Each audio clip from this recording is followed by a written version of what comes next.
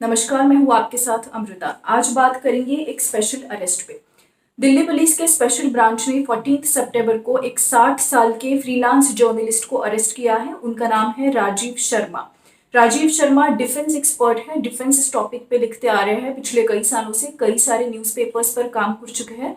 आज भी उनके कई सारे कॉलम्स अलग अलग न्यूज़पेपर्स में आते हैं और काफी जाने माने फ्रीलांस जर्नलिस्ट हैं। दिल्ली में रहते हैं। उनके ऊपर क्या आरोप है और उनको क्यों अरेस्ट किया है जानेंगे।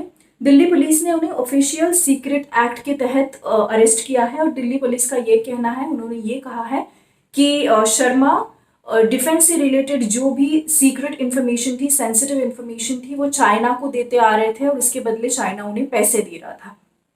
ये उन पर आरोप है और इसके लिए उन्हें अरेस्ट किया गया है। 6 दिन की पुलिस रिमांड उनको मिली है।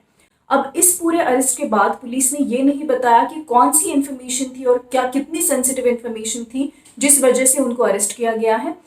इस अरेस्ट का प्रेस क्लब ऑफ इंडिया ने विरोध किया है और साथ ही साथ कहा है कि दिल्ली पुलिस का अगर ट्रैक रिकॉर्ड देखा जाए तो कई बार इससे पहले भी वो बहुत सारे बेगुनाह लोगों को अरेस्ट कर चुकी है। यूएपीए के तहत कई सारे स्टूडेंट्स को अरेस्ट कर चुकी है और उनकी गलती यही थी कि वो एंटी सीएए प्रोटेस्ट में हिस्सा ले चुके हैं, उसके ऊपर बात कर चुके हैं। तो यूएपीए का इस्तेमाल दिल्ली पुलिस बहुत बुरी तरह से कर रही है, ये कहा है। और साथ ही साथ ये भी कहा है कि राजीव शर्मा कई सालों से जर्नलिज्म करते आ रहे हैं, काफी जाने माने जर्नलिस्ट है। डिफेंस उनका टॉपिक है जिसके ऊपर उन्होंने 7 अलग अलग किताबें भी लिखी है। तो ऐसे एक सीनियर जर्नलिस्ट को अरेस्ट करना बुरी तरह से गलत एक स्टेप उठाया है दिल्ली पुलिस ने और कहा है कि ये सत्ता का पूरी तरह से मिसयूज है। ऊपर से कोई प्रेशर है जिस वजह से उनको इसमें फंसाया जा रहा है।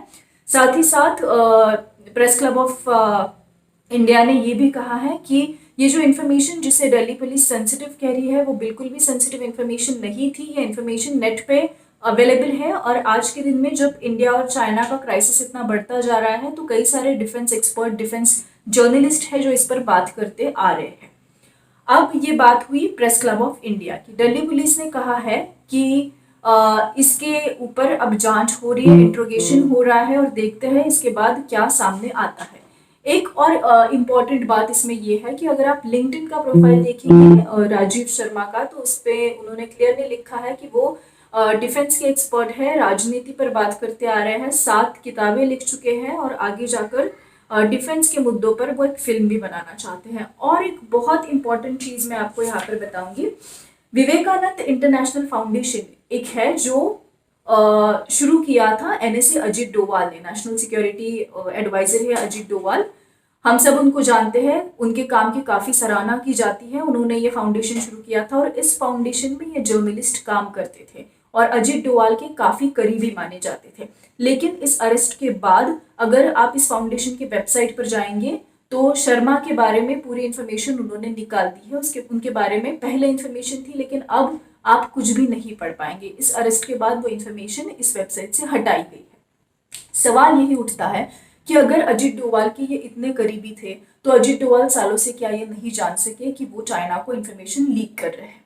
और एक इम्पॉर्टेंट बात, 2014 में फर्स्ट पोस्ट के लिए राजीव शर्मा ने एक आर्टिकल लिखा था जिसका टाइटल था why XIB chief Ajit Doval is the best NSA India could ever get. क्यों ये सबसे अच्छे NSA रहे हैं अजीत डोवाल, इसके ऊपर उन्होंने एक आर्टिकल लिखा था। और अजीत डोवाल के साथ डिफेंस पर उन्होंने जो कुछ सालों से बातें की है, उनके इंटरव्यूज, उसके बारे में भी उन्होंने काफी अच्छी तरह से एक्सप्लेन करते हुए इस आर्टिकल में लिखा था और कहा था कि NSA अजीत डोवाल बनने के बाद पाकिस्तान किस तरह से डर गया है, छोटा राजन दाऊद किस तरह से डर गया है। तो ये एक पुष्टि करता है कि वो अजीत डोवाल के काफी करीबी माने जाते हैं। अब दिल्ली पुलिस ने ये कहा है कि इंट्रोगेशन में शर्मा ने ये सारी बातें जो है वो मानी है और कहा है कि वो ये इन्फॉर्मेशन चाइना को दे रहे थे, उसके बदले उन्हें पैसा मिल रहा था। साथ ही साथ दिल्ली पुलिस के स्पेशल ब्रांच ने और 2 लोगों को इन केस में अरेस्ट किया है, जिसमें एक औरत है और एक पुरुष है। दोनों नेपाली है ऐसा दिल्ली पुलिस ने कहा है और इनके जरिए चाइना शर्मा को पैसा भेजता था। ये भी कहा है दिल्ली पुलिस ने कि 2010 से 2014 तक शर्मा ग्लोबल टाइम्स, ये जो चाइनीज गवर्नमेंट का माउथपीस है, उसके लिए आर्टिकल लिखा करते थे।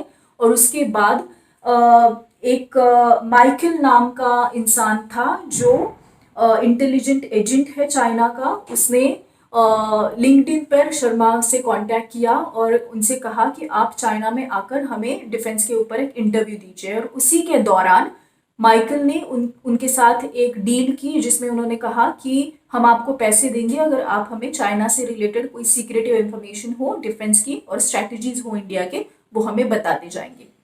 ये सारी बातें जो है वो दिल्ली पुलिस ने कहा है कि ये इंट्रोगेशन में सामने आई है।